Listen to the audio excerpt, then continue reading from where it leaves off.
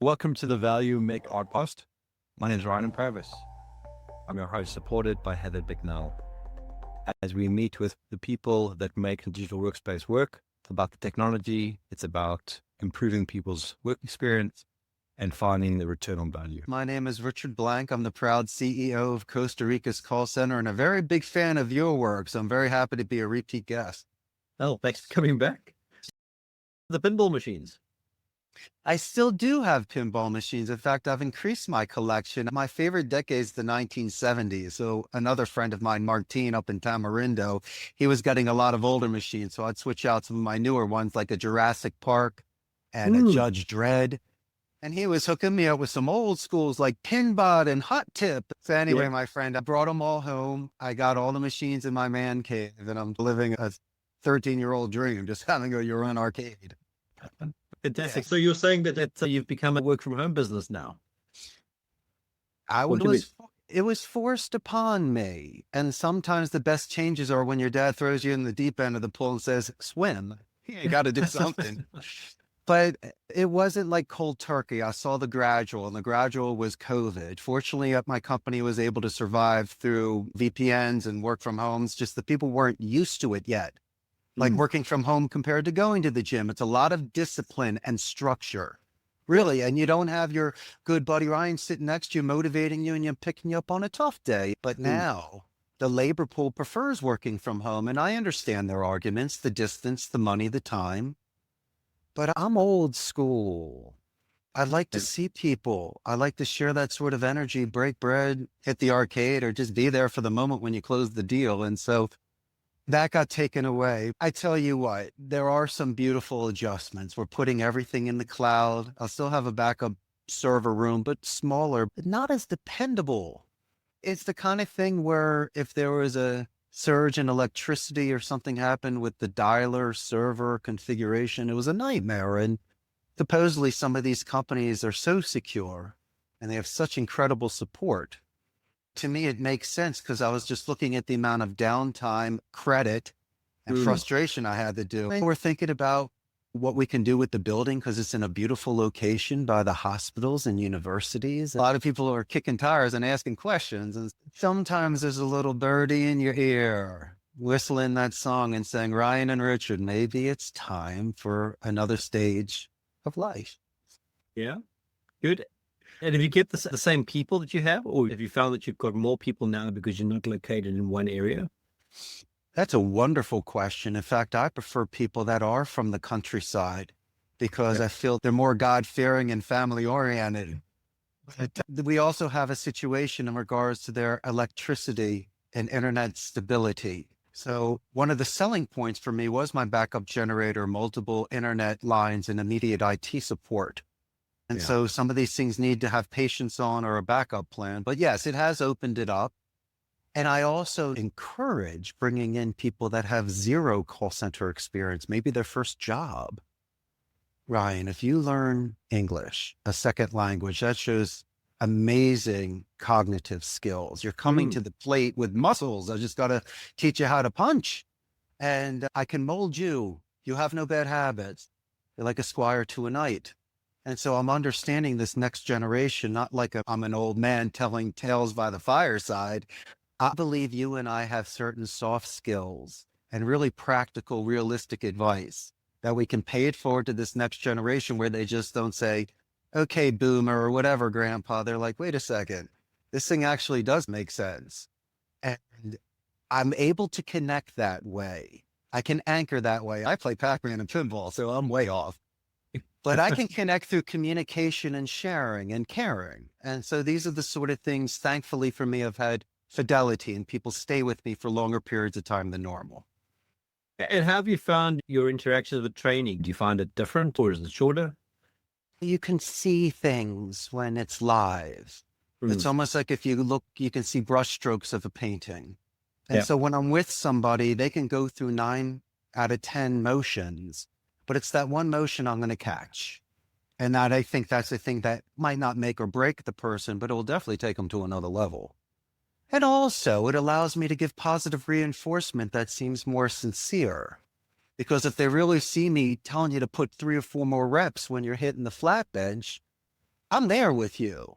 You can Mm. tell I'm making you feel better. I'm not just giving you happy words. And so I'm going to say it again. My generation from the 70s and 80s, Generation X, we grew up from great teachers, great coaches, best friends. And Yeah. this virtual thing and AI, it's convenient, it's gathering.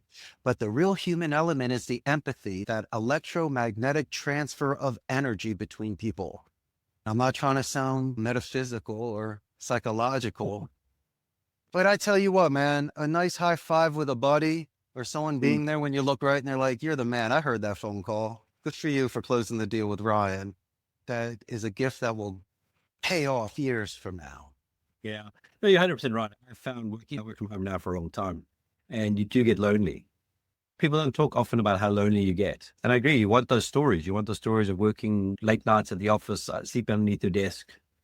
That shows to me as a business owner, sorry to interject there. I've had it a few times, but that's a mismanagement of time. And you should never brag about staying Saturday night late.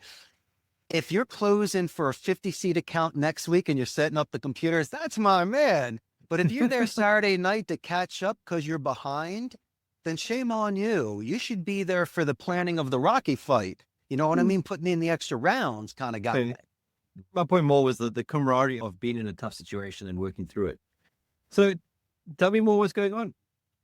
What is going on? Costa Rica has 2 seasons, wet and dry. It's amazing, right? The temperature's still beautiful. So I have to decide, do I want to put the top up or down in the convertible? But it's so lush here. It's beautiful when the rain comes. And I'm not trying to sound poetic, but you're walking around in paradise if you happen to leave San Jose and drive into the rainforest. It's incredible. And what it does, Ryan, my good friend, it really allows you to decompress. And one of the greatest things is nature. When you played with your friends, had your shoes off, running through grass. And so if any way I can put that phone away and just reconnect with the sights and the sounds and the smells of paradise, you don't need a psychiatrist and I don't need fast food.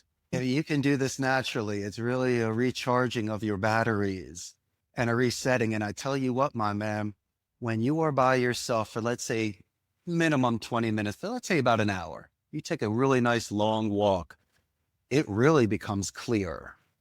And you can really start thinking of the things you couldn't do when you were in the circle, in the rush. This is usually what happens. Man, the other day when I spoke to Ryan, I might have raised my voice or I didn't let him speak.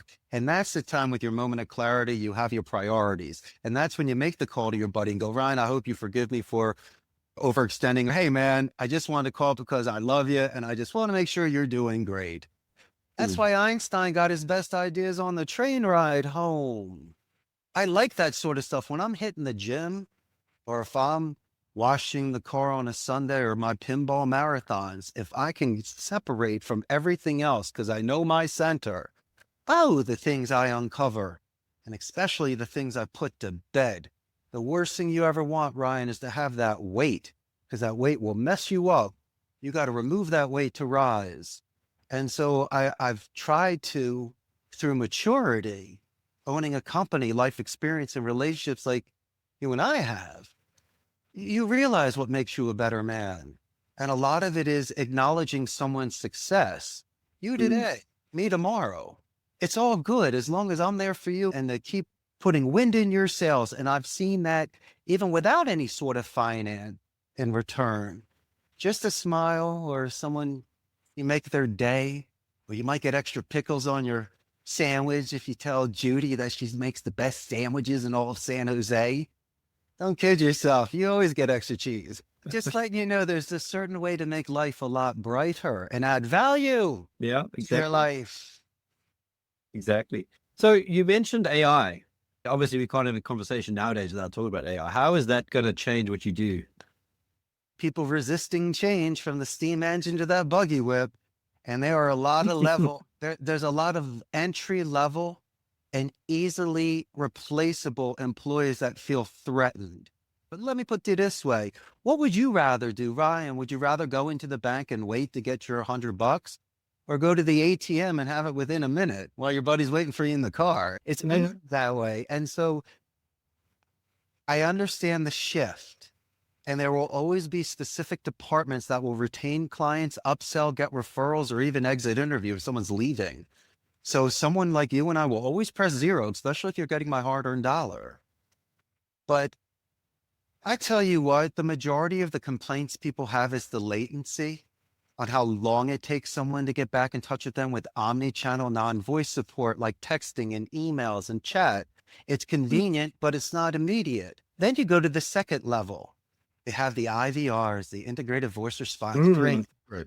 Yeah, they always get my airline wrong. It's always San Jose, California, not Costa Rica. Come on, man. You guys haven't gotten it right yet. So I say, please, can I speak to someone before you book a wrong flight?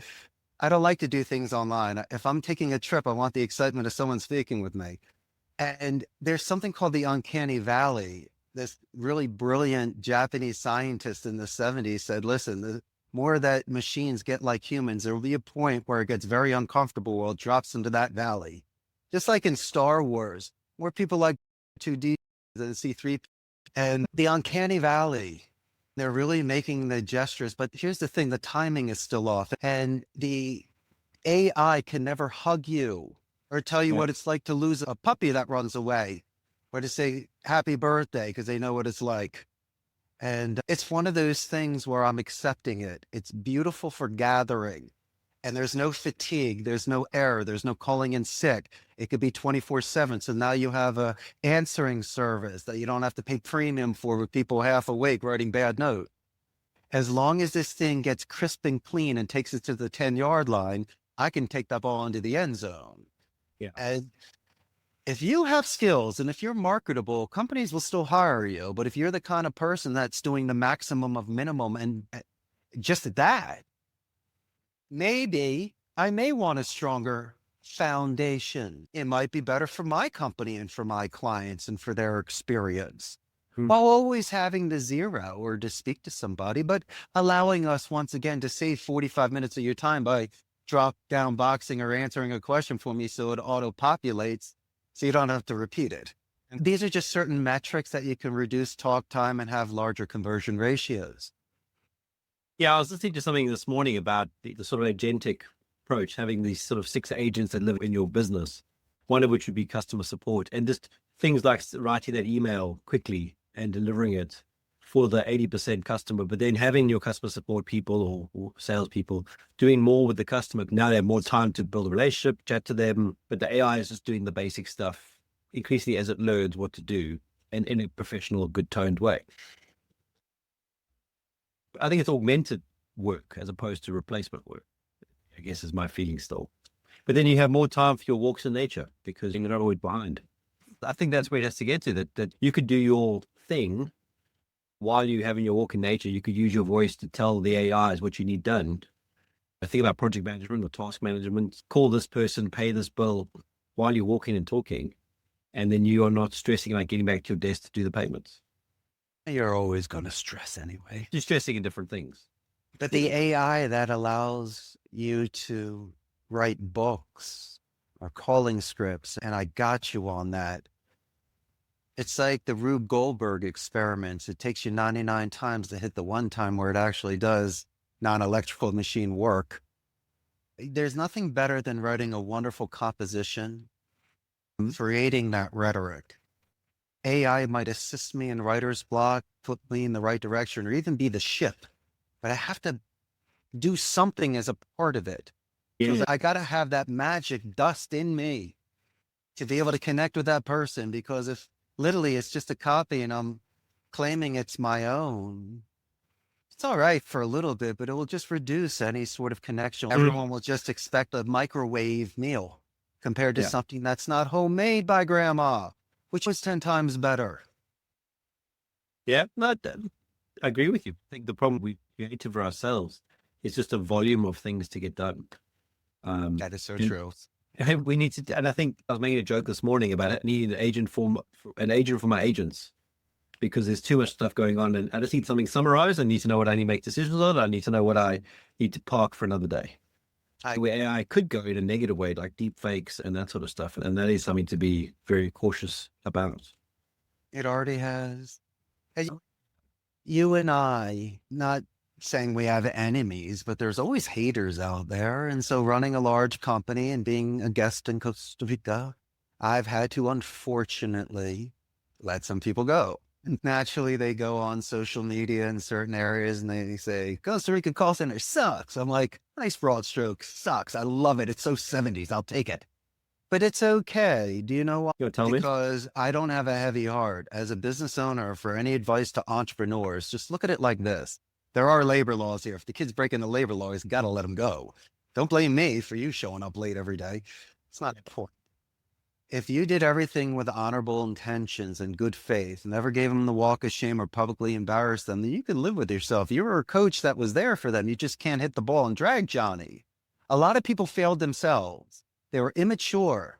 They didn't realize the sort of ethical and moral responsibility is when you give someone your word, especially in a call center when inbound calls are coming, we need you. I do compete. I'm also realistic. Let's call it as it is.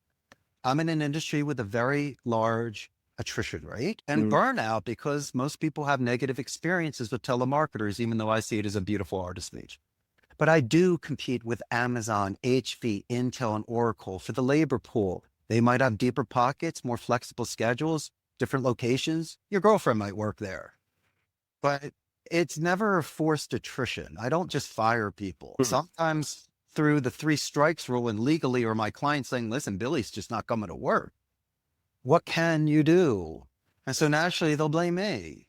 And that's okay because I have people that know me well enough in 15 years to speak for me, not the kid that was with me for 9 days. He was late the 3 days he had to work, and he knows my business and he knows me. He calls me Robert, Richard. I'm like, oh, you don't even know me.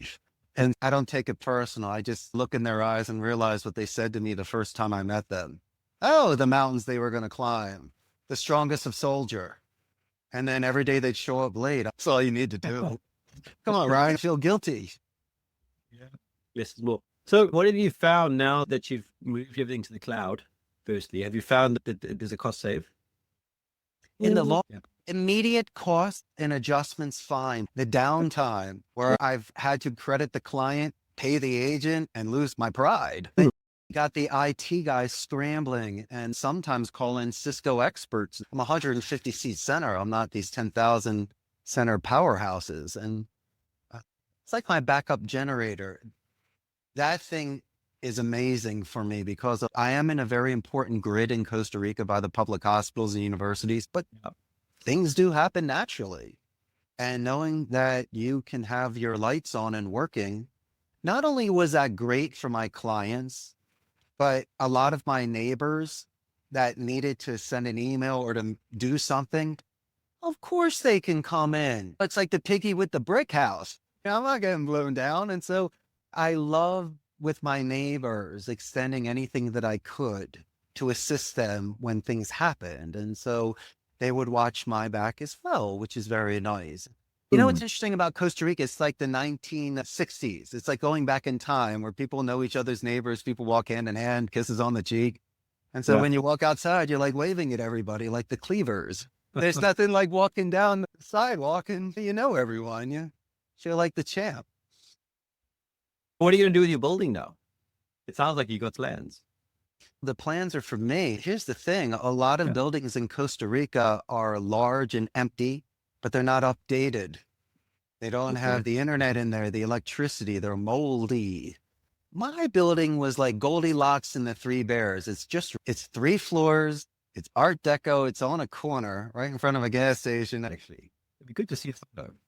I'll send you one. But if you go Costa Rica's call center, go under images. I made a 1920 Art Deco building with neon lights and marquees, like the old school style. Why not? It's a beautiful theater of speech, and it's really charming looking at an area called Aranjuez, which has a lot of the older mansions and buildings.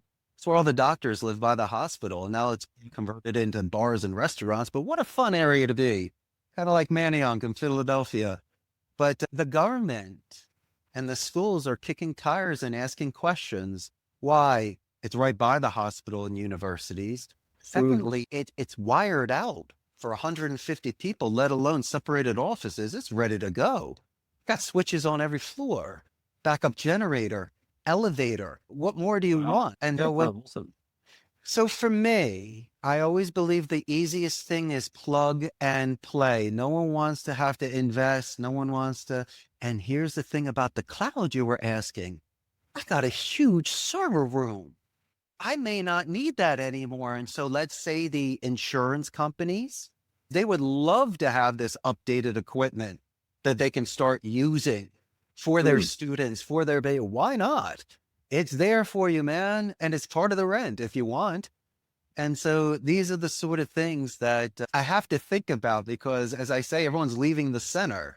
If I can send everybody home and continue my business, rent out this huge building, and then have a satellite office, which is a tenth of the size, enough for training, maybe a dozen stations, a couple offices, and of course, room for a pinball machine and arcade machine.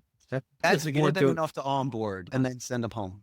And quite an amazing, what would you call it, sculpture on the front there with a man holding the sun. Yeah, it's beautiful. But he's holding the sun. We found a poster from like the 1920s, and I combined two different posters that I found that were Art Deco and had this local artist do it for me. And I like to have those jade colored bay windows so it reflects and you can see the volcanoes and the cloud. It's not everybody's taste, but I always loved Art Deco. It was powerful for me. And neon lights, make them bright. I wouldn't do it now. I'd do LED, but I did neon. Why not? I love your doors as well. They're also stunning with the sort of curving frames.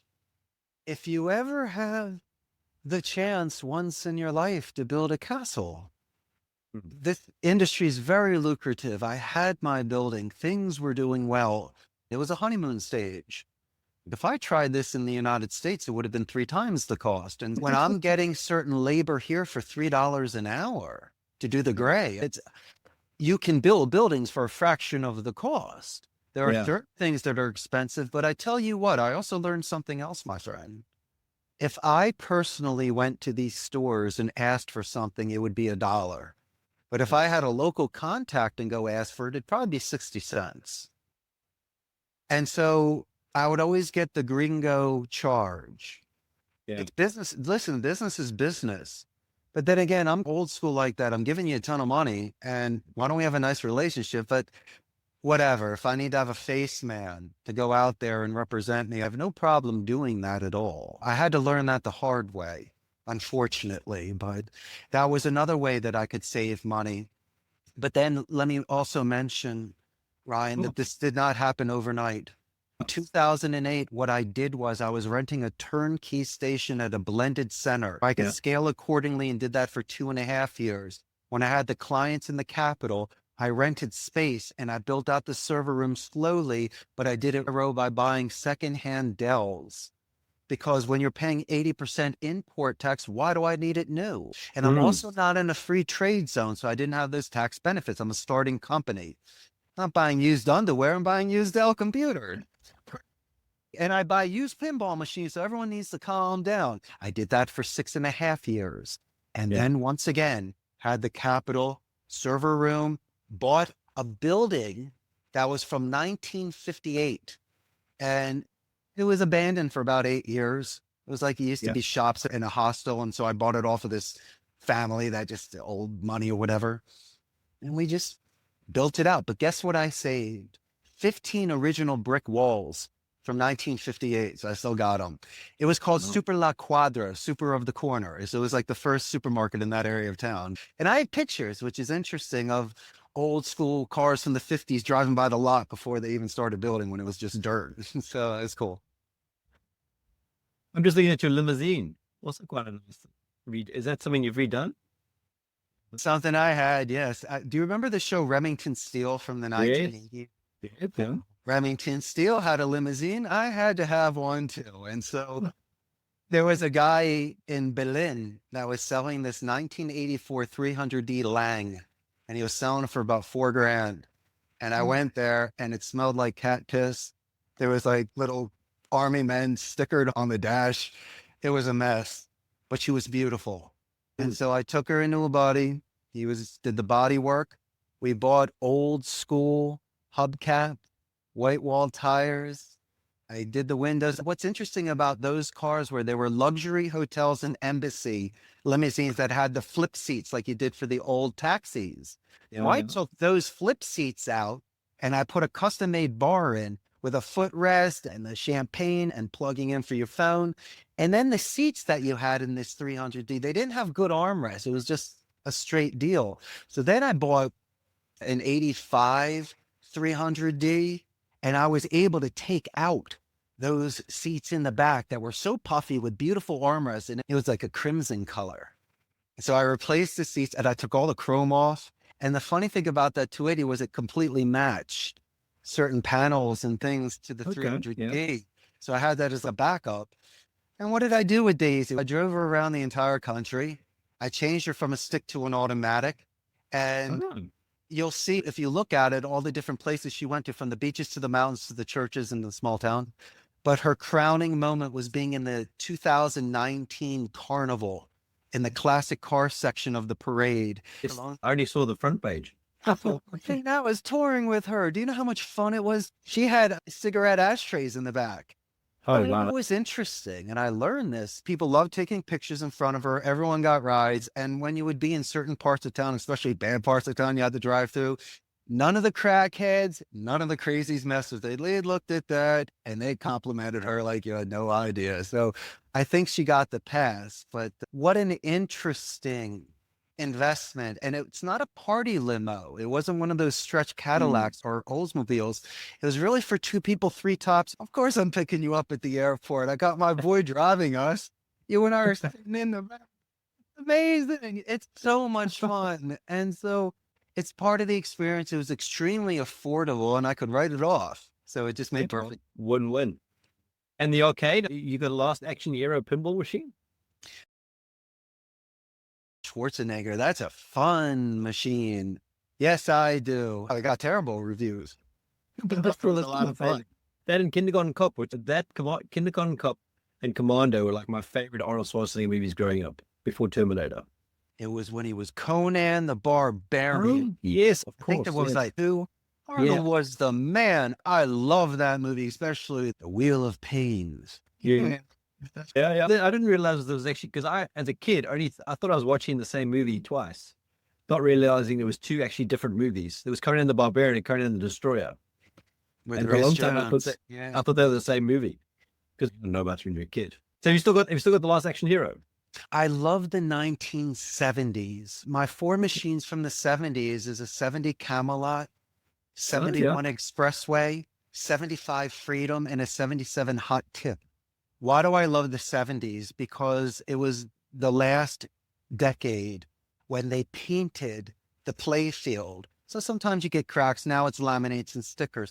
I love the side art. I was in love with the marquees. Very open play field. Enough of targets and a few times different sort of things to hit. But it was a much easier game. And I always found that the artwork was incredible. And it's a simpler play. And a lot of those earlier machines would be using bells and xylophones. Plus the final point, electromechanical. What does that mean? Contacts. Easiest to fix, easiest to clean. Because the machines today, and I'm going to give some very good advice, have CPUs and computer cards and stuff. And so I'm buying Last Action Hero. Okay. It's your 94 game. Now it does work, but it has issues. And I take off the marquee and behind it, I'm looking at 5 different CPUs for the lights, for the sound, for the machine. These things are 30 years old. It's great they're working. I'm proud of you. But we're going to keep having problems. Replace them. Replace all of them. Now your machine's working 100%. The only thing that you need to fix are sometimes a loose cable or a light bulb. And so when I'm picking up these classic, beautiful antique machine, and I go there, as long as and I know enough, I've been enough with these electricians and experts to see that when I can lift the playfield and see underneath, is there corrosion or they're trying to MacGyver it? But if these are just very old parts and they're telling me that it's not working. I know why it's not working. There's a couple of things here that need to be replaced. And so naturally you buy a machine for $250, put, let's just say about $750 in for a total of $1,000. You have a last action hero, which is worth about $5,500. Right. And so if you're thinking import tax and transportation, now you're about 6.5 if I wanted to sell it. And so you get these things for next to nothing. And everyone loves them. And if you take care of them, they'll last. You just don't want to be cool, try to tilt them and hit them. To be honest with you, a real pinball player, just two ways to do it. There are some serious competitors that will tilt it if you're paying for big money. But if you're just a novice player and you're a guest on someone's machine, you shouldn't do that. But yes, my friend, I collect that. And I also collect antique jukeboxes here because they're just giving them away. Bars are out of business and arcades are shutting down. So you go on the Facebook or Mercado Libre, you might have to drive a couple hours, but they want you to take them and you want to give them a good home. Are those jukeboxes using record or CDs? When you get them, they're full of 45s. And if you need to fix the motor, it could be expensive and the parts are sometimes tough to get, but they do work. You can fix them. But here's the good thing. I can put MP3 and Bluetooth. So then you have unlimited music at the best quality. The needles are fine. And some people love the vinyl sound. I'm cool with that too. But I hate to say this. Out of the 6 jukeboxes that I bought down here, I've yet to pull out a 45 that A, I know, or B, I wanted. They're all Central American artists from the 50s, 60s, and 70s that I've never heard of before. There's no In Excess. Can't get Led Zeppelin or Hendrix. None of that. Fair enough. Huge problem. But then again, the outside was restored. The keys, the glass, sometimes marquees on the side. My oldest is a 1961 Ricola Regis. And I have a Wurlitzer, a 64 Wurlitzer, and Seaberg. It's a pretty Seaberg. I'm sure you've seen it in classic movies. That's why I like watching classic movies, because I get to see the pinball and the jukeboxes. It's the 1977 Seaberg STD4 Mardi Gras. It's the one that has the rainbows on it. Oh, yeah. So she's a very famous one. She's beautiful. So I'm watching NCIS New Orleans at the moment. So what's next for you this year? What's 2025 looking like? We've done some interesting things this year, and I hope to produce some more next year. This past year, we produced 2 things. I had this song called Shine Like the Sun with a local group called Igni Faroki. I was able to hire Gary Beers, the bassist of In Excess, play an overlapping bass on this song and make a performance video. So I produced a rock video in the call center with Gary Beers. If you look up Shine Like the Sun, Costa Rica's call center, you'll see it. We had a lot of fun with a lot of the games and employees. And the second thing we did, we produced a rap freestyle breakdancing video. And so I wanted to have somebody rapping about the center and someone doing backspins and windmills, and G Black the best. My boy Jake, who is a local dancer, both employees and good friends. Just one Sunday, we decided to put something together and rap about how cool my call was and give you advice. Both of them are there. It's Costa Rica's call center commercial. You'll see G Black the best and the rap freestyle dancing. Oh, fantastic. That's great. So much fun. And plans for you? Now that you've got more time in the remote working world? I think I'm going to be learning to cook because I have more time to be in the kitchen. I bought a violin about 6 years ago, so I'm going to see if I can actually sound better than just cat scratching, and maybe spend some more time in the United States with my family. That would be a nice thing. Anything else you want to share before we close off? Just once again, I can't thank you enough, Ryan. It's always a pleasure. I enjoy your work. My advice always to business owners and entrepreneurs that are in this, the forced march, is just never be hard on yourself. At the end of the day, be able to look at yourself in the mirror, make sure in the mornings you make your bed, give yourself some sort of foundation of self-respect. Because if you can start that way, a lot of things sometimes fall into place. But I can't thank you enough, buddy. Always a pleasure seeing you, Ryan. Yeah, you too, man. This is all I got left. And it's funny, I've been doing this carnivore diet and my hair's actually grown. That's what I'm saying. Yeah. And listen, I would give my left arm to have that. I would slick it to the right side. Did you ever watch The Baldy Man? He was a No. comedian. I can't remember if he was German or what, but his nickname was the Baldy Man. And he had basically shaved all his head except for this one row of hair that he used to flip over. And we had a guy who was a teacher in our school who had the same thing. It was just one of those unique hairstyles that people go with. When I shaved and I saw my friends for the first time, they're like, Nosferatu. I'm like, that's not nice. At least call me Mr. Clean. Good to speak to you. Take care, buddy. Keep well. Bye now. Good day. Thank you for listening to our episode. I hope you enjoyed it. Please share it with your friends and colleagues. Help us grow our network. Please also check out our website at www.valuu.work and our product that's on there. It's something we work really hard on. We hope that it benefits you.